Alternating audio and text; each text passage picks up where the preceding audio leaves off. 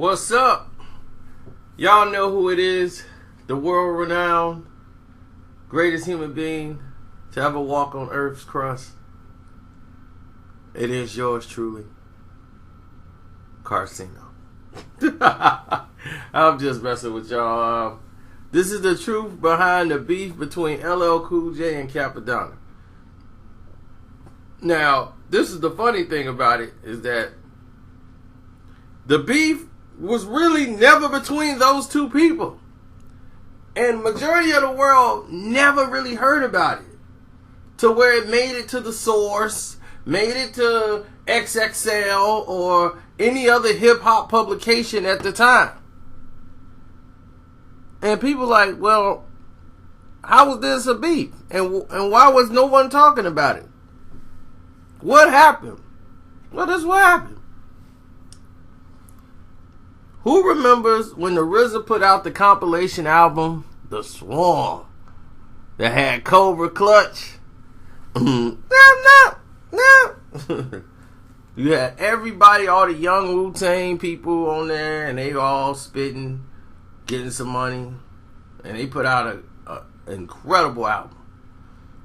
And Cappadonna's on there, and he got a song called 97 Mentality.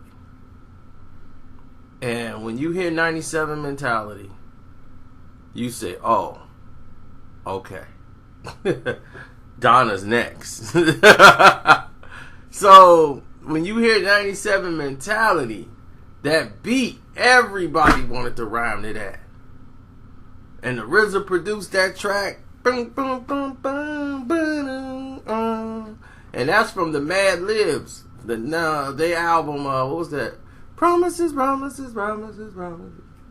It's about like 3-4 songs RZA sampled from that one song. But anyway, that song was a hit in New York. Like, everybody was bumping it. You know, it didn't get radio play. It got everybody in their tape deck play. You know, keep me on point for my 97 mentality. Keep me on point for my 4-digit salary. It was a diss at RZA in the song. 4-digit salary. Now, anyway, RZA produced that track. Now, in 99, 2 years later, the track comes back as the intro to LL Cool J's new album, The GOAT. But before, it was a promo for The GOAT. It wasn't even supposed to make the album. It was just like, okay, he ripping that, because on the intro is basically, yo, my new album gonna be the imp, baby. No doubt indeed, you put up personas. Out of many, one. The GOAT. Greatest. It was like, you know, he promoting the album. So nobody paid it no attention. It was like, oh, okay, he took that 97 Mentality beat, you know, RZA track, and he, you know, he blessed it and touched it up just to let people know you coming. Then the album come out. It's the first song on the album. It's the intro to the album. Everybody like, wow, they used the promo track as the intro. So if you listen to the GOAT intro, there it is. And it's it's chopped the very same way. So everybody said, man, I ain't know the RZA did a track with LL. And then you go down and it's like, whoa, this produced by Bimmy. It's like, what? So it was a major thing, because the RZA was like, yo, you guys tried to screw me out of my paper. You know I made that track. You heard 97 Mentality. Don't try to play slow. You try to play us like we dumb, huh? Bong bong, huh? Trying to go upside his head. You know what I'm saying? So Meth was the guy in the middle, because Meth was eating real good with LL. Def Jam had this whole thing of having Redman, Method Man, and LL Cool J rap together.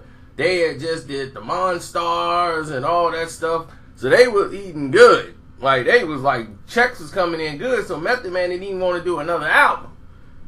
Man, F a album. So Meth was in the middle. And he was trying to referee this thing as best he could, because LL's like, I never even heard the track with your mans. I never even heard it. I just heard the track when Bimmy made it. And I said, I'm gonna do my thing. The track is hot. But shouts out to your mans, man. You know what I'm saying? Whatever. I mean, the track was out. It did what it did. Mine didn't come out and take nothing away from his. And that's how LL looked at it. But the RZA wasn't having it. Yo, I'm coming in for about 20-30%. Tell your producer, man, to get ready to cut a check. He's gonna have to pay me. Wu-Tang Productions. Because I did all the cutting on that and the scratching. Man, he bite my...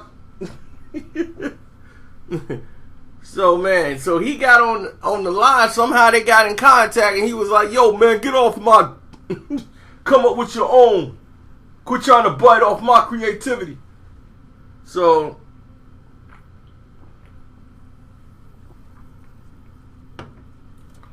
he was going off.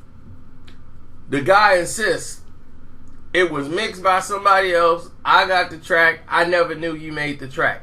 Everybody played dumb. And in the end, it just all died out. And they was like, okay, look, LL, man, look, you know me, man. I tell you what, we'll do something together, me and your mans. If he really feels some type of way, like I stole something from him. I've never taken anything from anybody in my life. I'll do something with him. You hook it up. You produce it. I come in. We'll bless it. We do it like that, baby. It's hip hop. That's how we do it. It ain't nothing that can't be fixed. But to insinuate that someone owes somebody money when neither one of us created the record. The actual record was completed years ago by somebody else. It's a sample, baby. So I don't know how anybody would owe anybody any money. But, we can always make it right, baby. So whatever happened, happened. But I never heard a Cappadonna LL Cool J record. And the Method Man was the biggest LL Cool J fan in the world. And Cappadonna taught Method Man how to rap. Because Method Man used to rap like LL Cool J. And that's what Donna be like, man, you sounding like Cool J. Donna gonna straighten you all out. And that's how Meth found his lane and found his own style. By learning how to rhyme, from Donna. Donna taught a lot of these dudes how to rap. Like U-God, Meth, and a couple other ones. But none of them would buck with Donna. Donna was vicious. Wordplay was vicious. And he just spilled.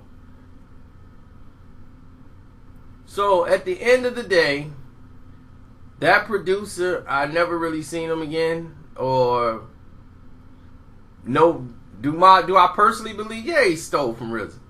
He stole that track from RZA.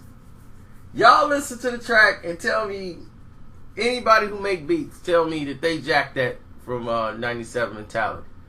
I've seen people use samples and it's entirely different.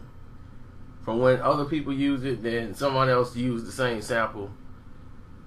They jacked the same way RZA did it. They did it the same way. They lying. So that's how I felt. Now LL might not have heard 97 Mentality.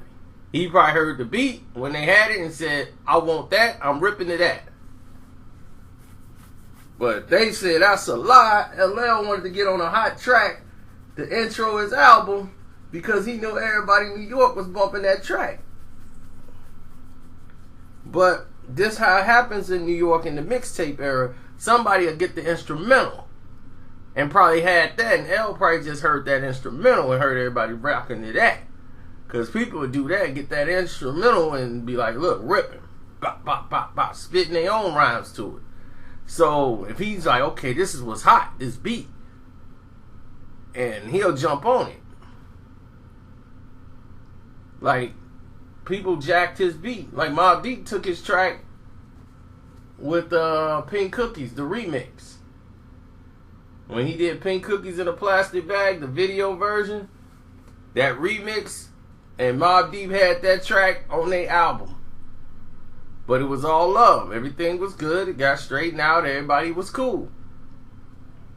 Was no problem. This was a problem, but I'm surprised this was never picked up by any outlets. I don't, maybe it was. I never remember hearing anybody talk about it. Knowing all of this took place behind the scenes.